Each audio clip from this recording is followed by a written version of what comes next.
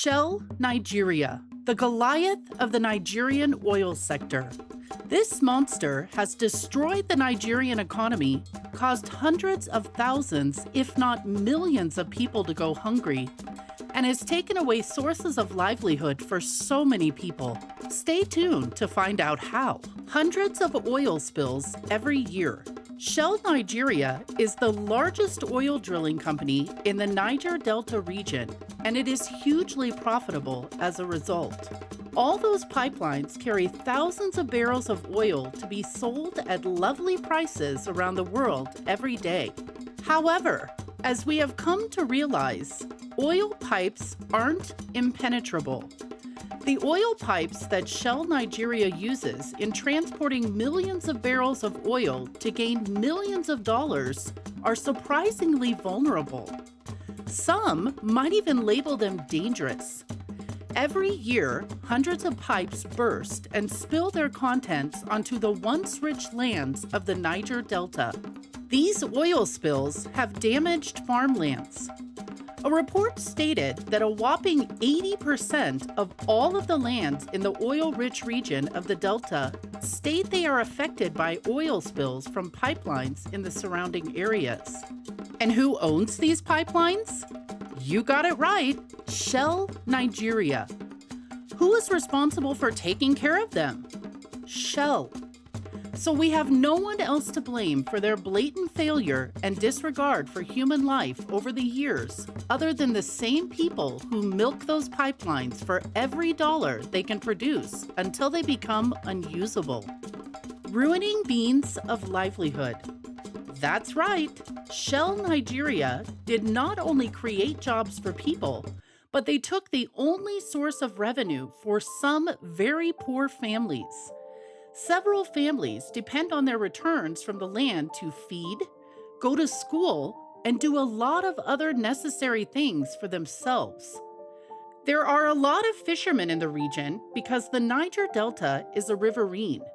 Most of the aquatic life that used to flourish in those parts has long gone, and the fishermen that remain say it is now dangerous to even attempt to eat anything in those rivers.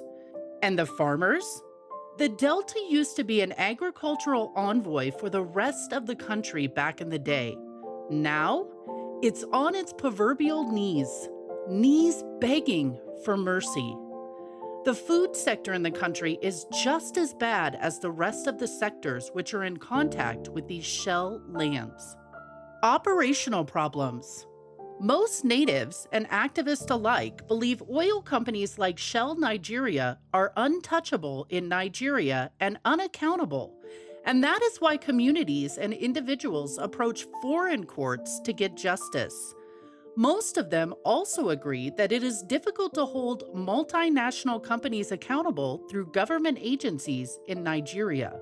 However, people who work with the company disagreed that Shell is untouchable in Nigeria and stated that the company paid out around 50 billion naira in 2021, around 111 million as of last year, after being sued by another community. Award-winning barrister and activist Chima Williams disclosed that he was arrested in 2008 when he went to a Shell facility to prove that they were still fleeing gas despite it being illegal at the time. Williams lauded other court decisions that have signaled wins for the Niger Delta's aggrieved communities. After January 29th, there have been a lot of positive court decisions within and outside Nigeria, some with massive monetary awards. There are great positives that these judgments have brought to protect the Niger Delta's environment, he says. Every year, these oil spills and a lot of oil theft would be a constant thorn in the side of Shell Nigeria, and the company would blame it on the oil thieves. They would release statements apologizing to the region and state that they would tighten up security the next year, but they never did. These locals had to live and watch their lands slipping from them. They tried speaking up, and they were told that Shell plc is not responsible for Shell Nigeria. They kept on trying and kept on failing until they met Chima Williams. With his help, 4 poor farmers from the communities of Goy and Oroma were able to sue one of the biggest oil companies in the world and win. It all started in 2004. Life in the oil-infested region of the Niger Delta was uncomfortable. Their groundwater was polluted with benzene some 900 times above the World Health Organization's acceptable level. The yields from the farmlands were poor, the rivers were unusable, and neonatal deaths were coming in by the thousands. Then the suit was laid. Shell had argued for the case to be tried in Nigeria while rejecting liability for the spills, which it said were caused by sabotage of its subsidiaries' pipelines. In 2013, a Dutch lower court ruled that the Shell parent company could not be held responsible for violations committed by its Nigerian division. However, Williams and his legal team pushed on. Why?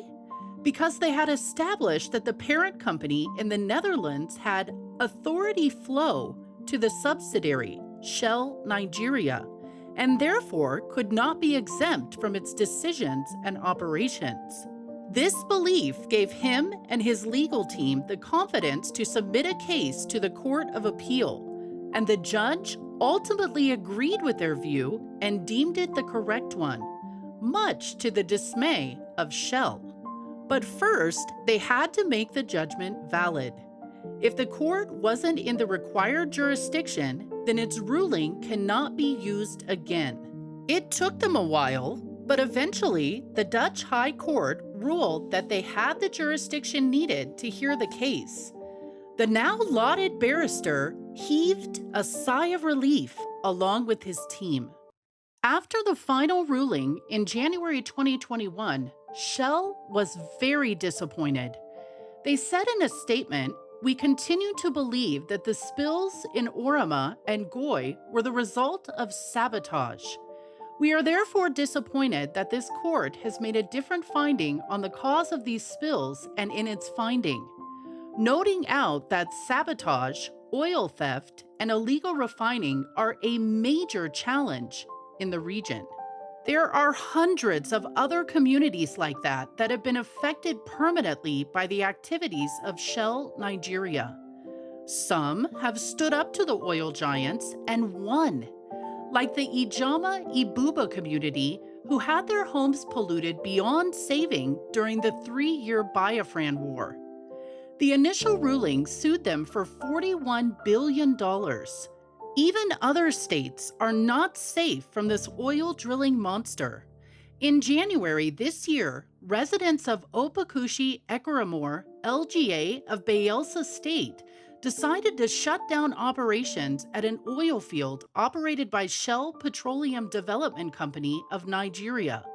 According to NAN, the communities hosting SPDC's EA fields halted the operation to protest alleged exclusion from contracts in the ongoing oil drilling.